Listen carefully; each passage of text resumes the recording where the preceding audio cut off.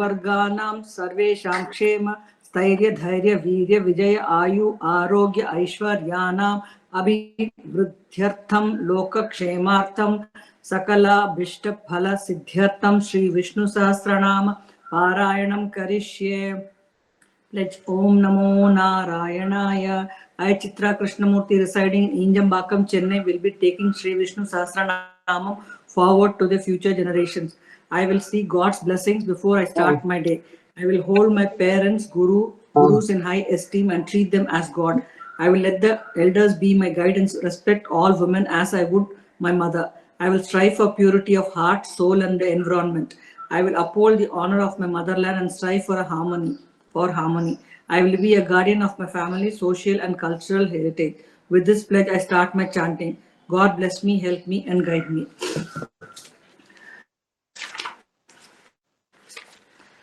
सर्वमंगल मंगल्ये शिवे सर्वार्थ साधिके शरण्ये त्र्यंबके गौरी नारायणि नमोस्तुते.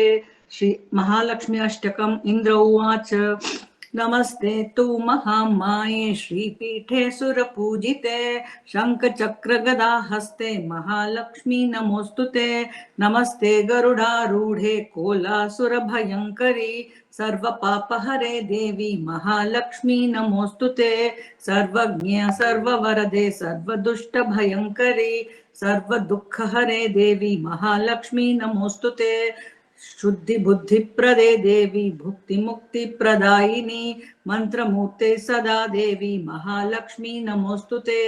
अध्यंतरहिते देवी आदिशक्ति महेश्वरी योगज्ञे योग संभूते महालक्ष्मी नमोस्तुते. स्थूल सूक्ष्म महारौद्रे महाशक्ति महोदरे महापापहरे देवी महालक्ष्मी नमोस्तुते. पद्मासनस्थिते देवी परब्रह्म स्वरूपिणी परमेशी जगन्माता महालक्ष्मी नमोस्तुते. श्वेतांबरधरे देवी नानालंकार भूषिते जगत्स्थिते जगन्माता महालक्ष्मी नमोस्तुते. महालक्ष्मी अष्टकं स्तोत्रं यः पठेत् भक्तिमानरः सर्वसिद्धिमवाप्नोति राज्यं प्राप्नोति सर्वदा. एककाले पठे नित्यं महापाप विनाशनं द्विकालं यः पठे नित्यं धनधान्य समन्वितः त्रिकालं यः पठे नित्यं महाशत्रु विनाशनं महालक्ष्मीर्भवे नित्यं प्रसन्ना वरदा शुभा. इति श्री इंद्रकृतं श्री महालक्ष्मी अष्टक स्तोत्रं संपूर्णम्. ओम श्री विष्णु सहस्रनाम स्तोत्रम्. शुक्लांभरधरं विष्णुं शशिवर्णं चतुर्भुजं प्रसन्नवदनं ध्यायेत् सर्वविघ्नोपशान्तये. नारायणं नमस्कृत्यं नरं चैव नरोत्तमं देवीं सरस्वतीं व्यासं ततो जयमुदीरयेत्. व्यासं वसिष्ठनत्तारं शक्ते पौत्रमकल्मषं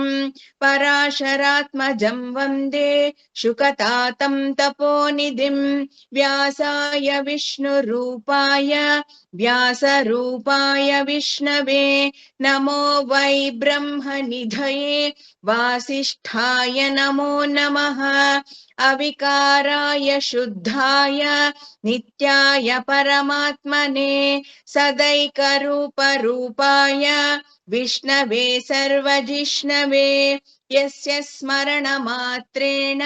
जन्म संसार बन्धनात् विमुच्यते. नमस्तस्मै विष्णवे प्रभविष्णवे. ओम नमो विष्णवे प्रभविष्णवे. श्री वैशंपायन उवाच श्रुत्वा धर्मनशेषेण पावनानि च सर्वशः युधिष्ठिरश्शान्तनवं पुनरेवाभाषतः. युधिष्ठिर उवाच किमेकं देवतं लोके किं वापेकं परायणं सुवर्चन्तकमर्चन्तः पापयुग्ना वा शुभं को धर्मः सर्वधर्माणां भवतः परमो मतः. किं जपन्युच्यते जन्तुर्जन्म संसार बन्धना. श्री भीष्म उवाच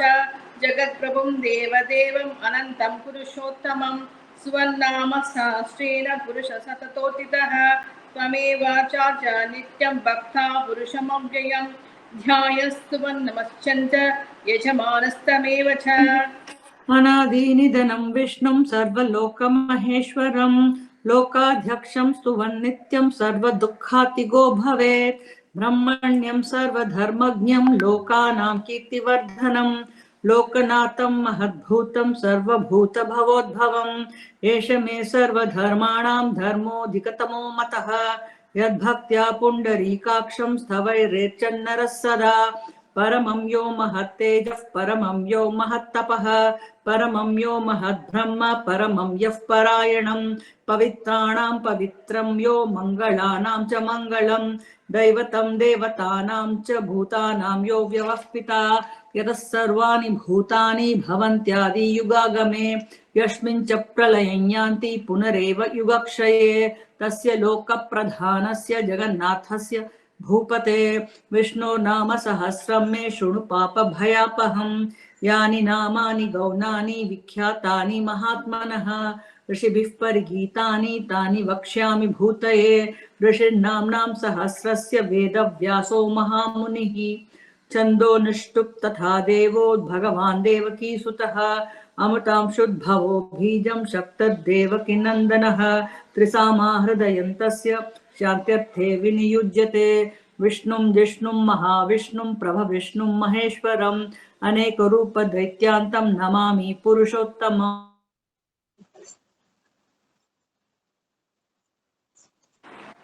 ओमस्य श्री विष्णु दिव्य सहस्रनाम सोत महामन्त्रस्य श्री वेदव्यासो भगवान् ऋषिः अनुष्ठप् छन्दः श्री महाविष्णु परमात्मा श्रीमन्नारायणो देवता अमृताशुद्भवो भानुडीत बीजं देवकी नन्दनश्चेष्टेति शक्तिः उद्भवक्षोभनो देवीति परमो मन्त्रः शङ्खबृन्नन्दकी चक्रीति कीलकं साम्यधन्वा गदाधर इत्यस्त्रम् प्रदाङ्गपाणिरक्षोभयति नेत्रं त्रिसामसामगस्सामेति कवचम्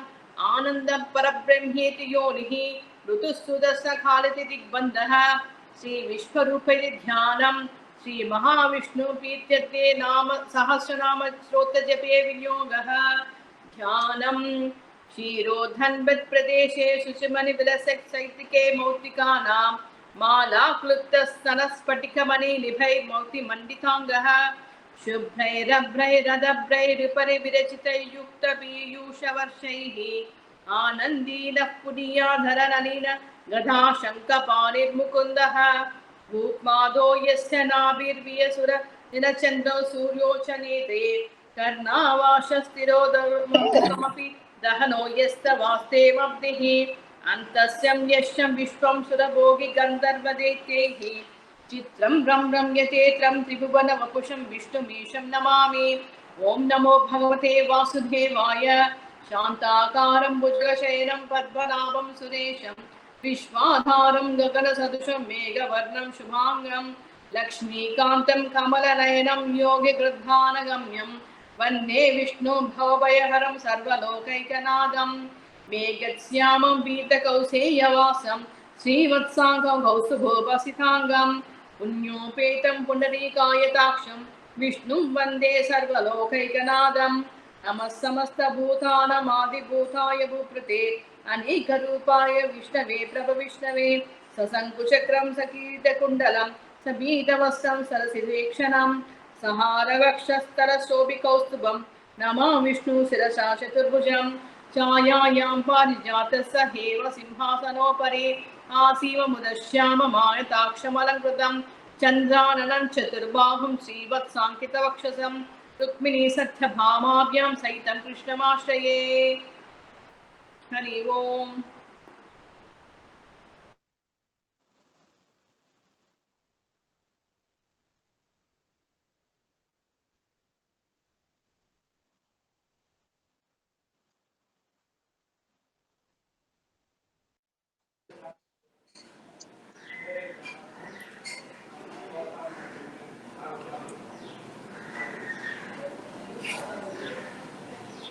विष्णुर्वपुत्कारो भूतभव्यभवत्प्रभुः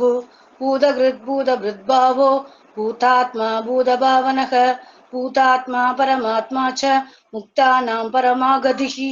अव्ययः पुरुषः साक्षी क्षेत्रज्ञोऽक्षर एव च योगो योगविधां नेता प्रधानपुरुषेश्वरः नारसिंहवपुः श्रीमान् केशवः पुरुषोत्तमः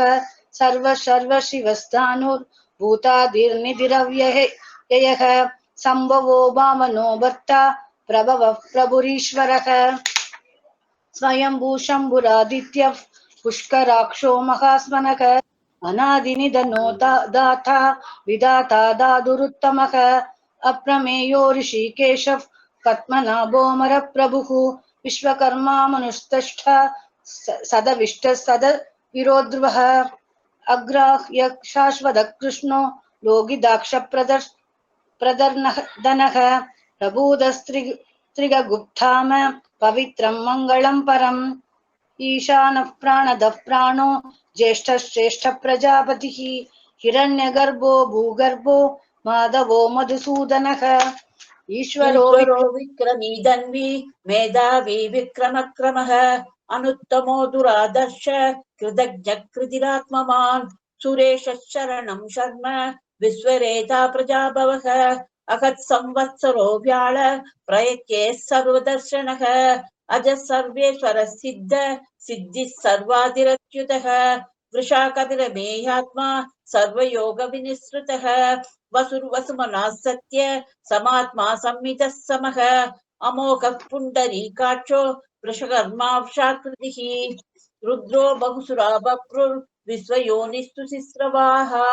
अमृतः शाश्वतस्ताणुर्वरारोहो महातपाः सर्वगः सर्वविद्भानुर्विश्वक्सेनो जनार्दनः वेदो वेदविदव्यङ्गो वेदाङ्गो वेदवित्कविः लोहात्यक्षुराध्यक्षो धर्मात्यक्षकृताकृतः सदुरात्मा सदुर्व्यूहः सदुर्दंशश्चतुर्भुजः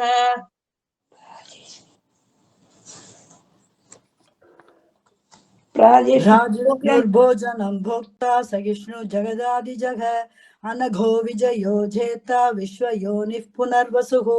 उपेन्द्रो वामनः प्रांशु अमोघ शुचिरूर्जितः अतीन्द्रः संग्रहः सर्गो धृतात्मा नियमो यमः वेद्यो वैद्यः सदा योगी वीरः माधवो मधु अतीन्द्रियो महामायो महात्साहो महाबलः महाबुद्धिर्महावीर्यो महाशक्तिर्महात्युतिः अनिर्देशवभुः श्रीमान् अमेयात्मा महात्रिधृत् महेश्वासो महीभर्ता श्रीनिवासः सतां गतिः अनिरुद्धः सुरानन्दो गोविन्दो गोविताम्बदिः मरीचिर्धमणो हंसः सुपर्णो भुजगोत्तमः हिरण्यनाभः सुतपा पद्मनाभः प्रजापतिः अमृतः सर्वदृक्सिंहः सन्धाता सन्धिमान् स्थिरः अजो दुर्मर्षणः शास्ता विश्रुतात्मा सुरारिः गुरुर्गुरुत्तमोत्तामः सत्यः सत्यपराक्रमः निमिषो निमिषश्रग्वि वाचस्पतिरुदारधीः अक्रणीकरामणि श्रीमान् न्यायो नेता समीरणः सहस्रमूर्ता विश्वात्मा सहस्राक्षः सहस्रवात् आवर्तनो निवृत्तात्मा संवृद्धः संभ्रमर्जनः अगः संवर्धको वह्नि अनिलोदरणीधरः सुप्रसाद प्रसन्नात्मा विश्वदिक् विश्वभुक् विभुः सत्कर्ता सत्कृत् साधु जन्हुर्नारायणो नरः असंख्येयो प्रमेयात्मा विशिष्ट शिष्टकृषिके सिद्धार्थ सिद्धि संकल्प सिद्धिद सिद्धि साधनः वृषाही वृषभो विष्णुर् वृषभर्वा विषोदरः वर्धनो वर्तमानश्च विविक्त सुरसागरः सुभुजो दुर्धरो वाग्मी महेन्द्रो वसुदो वसुः नैकरूपो दृगप्रूप श्रीविष्टप्रकाशनः ओजस्तेजोद्युदिधर प्रकाशात्मा प्रलाभनः रुद्रस्पक्षाक्षरो मन्त्रसन्त्रांसु भास्करच्युतिः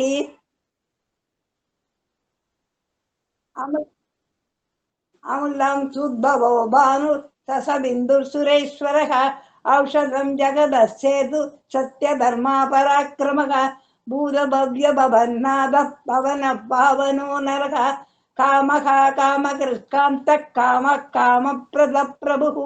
युगादिकृत्युगावत्तो नैकमायो महाशनः अदृश्यो व्यक्तरूपश्च सहस्रजितरन्दजित् इष्टो विशिष्टशिष्टेष्ट शिखण्डी नगिशोषः क्रोधः क्रोधकृत्कर्ता विश्वबाहुर्महीधरः अच्युतप्रजितप्राणप्राणदो वासवानुजः अबानिधिरधिष्ठानम् अप्रमत्मप्रतिष्ठितः स्कन्दस्कन्दधरो दुर्यो वरदो वायुवाहनः वासुदेवो बृहद्भानु आसुदेवो आदिदेवः पुरन्दरः असोहस्तारणस्तारः अनुकूलसदावर्तः पत्नी पद्मनिवेक्षणः पद्मनाभो अरविन्दाक्षः पद्मगर्भः शरीरभृत् महतिरुद्धो वृत्तात्मा महाक्षगरुडध्वजः अदुलशरभो भीमः शमयज्ञो हविर्हरिः सर्वलक्षणलक्षण्यो लक्ष्मीवान् समितिञ्जयः विक्षरो रोहितो मार्गो हेदुर्दामोदरः सगः महीधरो महाबाहो वेगवानमितासनः उद्भवः शोभनो देवश्रीगर्भः परमेश्वरः करणं कारणं कर्ता विहर्ता गहनो गुहः व्यवसायो व्यवस्थानः संस्थानस्थानदो नृपः परदिः परमस्पष्टस्तुष्टः पुष्टः सुभीक्षणः रामो विरदो मार्गो नेयो नयोनयः वीरशक्तिमदां श्रेष्ठो धर्मो धर्मविदुत्तमः वैकुण्ठः पुरुषः प्राणः प्राणदः प्रणवपृतुः हिरण्यगर्भः शत्रुघ्नो व्याप्तो वायुरदुक्षजः रुदुर्सुदर्शन कालः परमेष्टि परिग्रहः उग्रः संवक्षरो दक्षो विश्रामो विश्वदक्षिणः विस्तारस्तावरस्तानु प्रमाणं बीजमव्ययम् अर्धोऽनर्थो महाघोषो महाभोहो महाधनः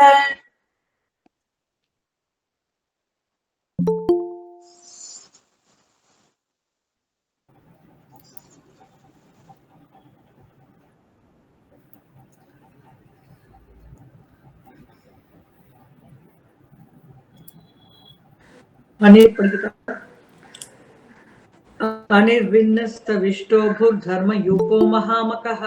नक्षत्रनेमिर्नक्षत्री क्षमः क्षामसमीहनः यज्ञयुज्यो महे यज्ञश्च क्रतुः सत्रं सताङ्गतिः सर्वदर्शी विमुक्तात्मा सर्वज्ञो ज्ञानमुत्तमम् सुहृदः सुमुखः सूक्ष्मः सुघोषः सुखदः सुहृत् मनोहरोजितः क्रोधो वीरबाहुर्विदारणः स्वापनः स्ववशो व्यापी नैकात्मा नैककर्मकृत् वत्सरो वत्सलो वत्सी रत्नगर्भो धनेश्वरः धर्मगुद्धर्मकृद्धर्मी सदसक्षरमक्षरम् अविज्ञाता सहस्रांशुर्विधाता कृतलक्षणः गभस्तिनेमिः सत्त्वस्थः सिंहो भूतमहेश्वरः आदिदेवो महादेवो देवेशो देवभृत्कुरुः उत्तरो गोपतिर्गोप्ता ज्ञानगम्य पुरातनः शरीरभूतभृद्भोक्ता कपीन्द्रो भूरि दक्षिणः सोमपो मृतपः सोमः पुरुजित्पुरुषोत्तमः विनयो जयः सत्यसन्धो दाशार्हो सात्वतां पतिः जीवो विनयिता साक्षी मुकुन्दो मितविक्रमः अम्भो निधिररन्तात्मा महोदधिशयोऽन्तकः अजो महार्हः स्वाभाव्यो जितामित्रः प्रमोदनः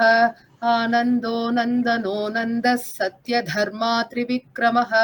महर्षिः कपिलाचार्यः कृतज्ञो मेदिनीपतिः त्रिपदस्त्रिदशाध्यक्षो महाशृङ्गः कृतान्तकृत् महावराहो गोविन्दः शुषेणः कनकाङ्गदी गुह्यो गभीरो गहनो गुप्तश्चक्रगदाधरः वेदास्वाङ्गोजितः कृष्णो दृढसङ्कर्षणोच्युतः वरुणो वारुणो वृक्षः पुष्कराक्षो महामनाः भगवान् भगः नन्दी वनमाली हलायुधः आदित्यो ज्योतिरादित्यः सहिष्णुर्गतिसत्तमः सुधन्वा कण्डपरशुर्दारुणो द्रविणप्रदः दिवस्पृक् सर्वदृग्व्यासो वाचस्पतिरयो निजः त्रिसामासामगः साम निर्वाणं भेषजं हिषक् सन्न्यासकृच्छमशान्तो निष्ठा शान्तिः परायणम् शुभाङ्गशान्तितस्रष्टा कुमुदः कुवलेशयः गोहितो गोपतिर्गोप्ता वृषभाक्षो वृषप्रियः अनिवर्ती निवृत्तात्मा संक्षेप्ता क्षेमकृच्छिवः श्रीवत्सवक्षा श्रीवासः श्रीपतिः श्रीमताम्बरः श्रीधः श्रीनिवासः श्रीनिधिः श्रीविभावनः श्रीधर श्रीकर श्रेयः श्रीमान् लोकत्रयाश्रयः स्वक्षस्वङ्गर्षतानन्दो नन्दिर्ज्योतिर्गणेश्वरः विजितात्मा विधेयात्मा सत्कीर्तिश्छिन्न संशयः उदीर्णः सर्वतः चक्षुरनीशः शाश्वतस्थिरः भूषयो भूषणो भूतिर्विशोकः शोकनाशनः अर्चिष्मानर्चितः कुम्भो विशुद्धात्मा विशोधनः अनिरुद्धो प्रतिरतः प्रद्युम्नो मितविक्रमः कालनेमिनिहा वीरः शौरिः शूरजनेश्वरः त्रिलोकात्मा त्रिलोकेशः केशवः केशिहा हरिः कामदेवः कामपालः कामी कान्तः कृतागमः अनिर्देश्य वपुर्विष्णुर्वीरो नन्तो धनञ्जयः ब्रह्मण्यो ब्रह्मकृत् ब्रह्मा ब्रह्म ब्रह्म विवर्धनः ब्रह्मविद् ब्राह्मणो ब्रह्मी ब्रह्मज्ञो ब्राह्मणप्रियः महाक्रमो महाकर्मा महातेजो महोरगः महाक्रतुर्महायज्वा महायज्ञो महाहविः स्तव्यस्तवप्रियस्तोत्रं स्तुतिस्तोतारणप्रियः पूर्णः पूरयिता पुण्यः पुण्यकीर्तिरनामयः मनोजवस्तीर्थकरो वसुरेता वसुप्रदः वसुप्रदो वासुदेवो वसुर्वसुमनाहविः सद्गतिः सत्कृतिः सत्ता सद्भूतिः सत्परायणः शूरसेनो यदुश्रेष्ठः सन्निवासः सुयामुनः भूतावासो वासुदेवः सर्वासु निलयो नलः दर्पः दर्पदो तृप्तो दुर्धरोऽथापराजितः विश्वमूर्तिर्महामूर्तिर्दीप्तमूर्तिरमूर्तिमान् अनेकमूर्तिरव्यक्तः शतमूर्तिशताननः एको नैकः सवः खिं यत्तत्पदमनुत्तमं लोकबन्धुर्लोकनाथो माधवो भक्तवत्सलः सुवर्णवर्णो हेमाङ्गो वराङ्गश्चन्दनाङ्गदी वीरः विषमः शून्यो घृताशीरश्चलश्चलः अमानीमानदो मान्यो लोकस्वामी त्रिलोकदृक् सुमेधा मेधजो धन्यः सत्यमेधाधराधरः तेजो वृषोद्युतिधरः सर्वशास्त्रभृताम्बरः प्रग्रहो निग्रहो व्यग्रो नैकशृङ्गो गदाग्रजः चतुर्मूर्तिश्चतुर्बाहुश्चतुर्व्यूहश्चतुर्गतिः चतुरात्मा चतुर्वेदविदेकपात् समावर्तो निवृत्तात्मा दुर्जयो दुरतिक्रमः दुर्लभो दुर्गमो दुर्गो दुरावासो दुरारिहा शुभाङ्गलोक सारङ्गस् स्तुवन्तुस्तन्तुवर्धनः इन्द्रकर्मा महाकर्मा कृतकर्मा कृतागमः उद्भवः सुन्दरः सुन्दो रत्ननाभः सुलोचनः अर्को वाजसनः शृङ्गी जयन्तः सर्वविजयी सुवर्ण बिन्दुरक्षोभ्यः सर्ववागीश्वरेश्वरः महाहृदो महागर्ता महाभूतो महानिधिः कुमुदः कुन्दरः कुन्दः पर्जन्यः पावनो निलः अमृताशोऽमृतवपुः सर्वज्ञः सर्वतोमुखः सुलभः सुवृतः सिद्धः शत्रुजिच्छत्रुतापनः न्यग्रदोद्धोदुम्बरो स्वत्तः चाणुरान्ध्रनिषूदनः सहस्राचिः सप्तजिह्वः सप्तैधाः सप्तवाहनः अमूर्तिरनघो चिन्त्यो भयकृद्भयनाशनः अनुर्बृहत्कृशस्थूलो गुणभृन्निर्गुणो महान् अधृतस्वधृतस्वास्यः प्राग्वंशो वंशवर्धनः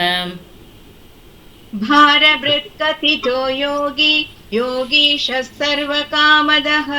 आश्रमश्रवणः क्षामा सुपर्णो वायुवाहनः धनुर्धरो धनुर्वेदो दण्डो दमयिता दमः अपराजितः सर्वसहो नियन्ता नियमो यमः सत्त्ववान् सात्विकस्ता सत्यः सत्यधर्मपरायणः अभिप्रायः प्रियाहोर्ह प्रियकृत्प्रीतिवर्धनः विहाय सगदिज्योति सुरुजिर्हुतभुक्तिभुः रविर्विरोचनः सूर्यो सविता सविलोचरविलोचनः अनन्तो हृतभुग्भोक्ता सुखदो नैकजोऽग्रजः अनिर्विण्णः सदामर्षि लोकाधिष्ठानमद्भुतः सनातनतमस् कपिलः कपिरव्ययः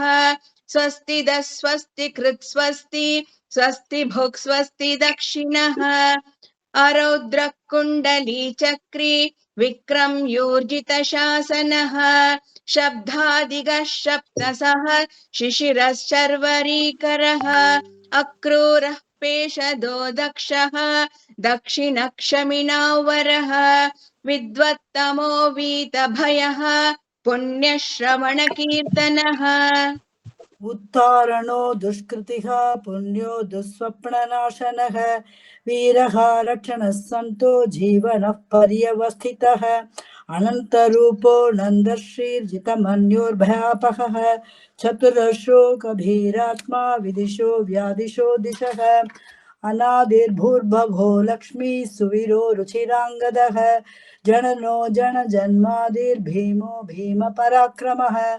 आधारनिलयो धाता पुष्पहास प्रजागरः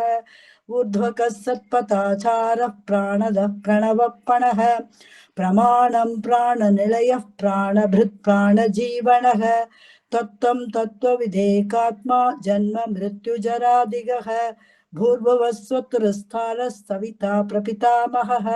यज्ञो यज्ञपदे यज्वा यज्ञाङ्गो यज्ञवाहनः यज्ञभृत् यज्ञधृत् यज्ञी यज्ञभुक् यज्ञसाधनः यज्ञादकृत् यज्ञहुह्यम् अन्नमन्नाद एव च आत्मयो निस्वयं जातो वैखानः सामगायनः देवकी नन्दन स्रष्टा क्षितिशस्पापनाशनः शङ्खबृह्नन्दकी चक्री शार्ङ्गधन्वा गदाधरः रथाङ्कपाणिरक्षोभ्यः सर्वप्रहरणायुध ॐ नम इति वनमाली गते शार्ङ्गी शङ्खी चक्री चनन्तकी श्रीमन्नारायणो विष्णुर्वासुदेवो अभिरक्षतु वनमालीर्गते शार्ङ्गी चङ्की चक्री शनन्तकी श्रीमन्नारायणो विष्णुर्वासुदेवो अभिरक्षतु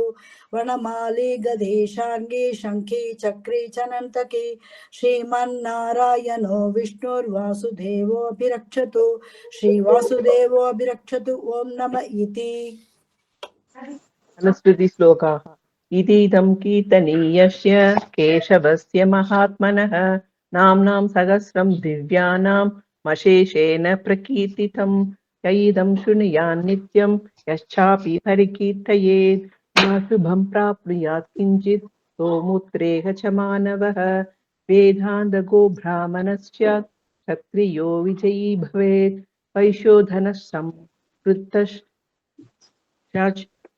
रुद्रसुखमवाप्नुयात् धर्माति प्राप्नुयात् धर्म मर्थाति चार्थमाप्नुयात् कामानवाप्नुयात् कामी प्रजाति